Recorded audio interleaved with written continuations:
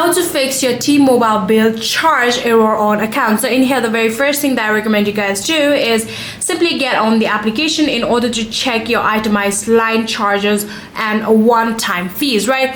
So after doing that, you can simply go through it and analyze what exactly is going on with your account. So in here, if nothing is wrong, then you can simply request billing dispute or credit. So what you're going to do is ask the representative to review the misapplied charges or unapplied promotional credit. For that, you would obviously need to contact to your T-Mobile. So you need to get through their website and you can tap on call us, or you can get through their live AI assistant too if you want to. And then what you're going to do is simply reach out to the T-Mobile customer service, and then like I said, ask the representative to review the misapplied charges or unapplied promotional credits. So if you guys do have any further queries, then please let me know in the comment section down below, and this will be it for this video.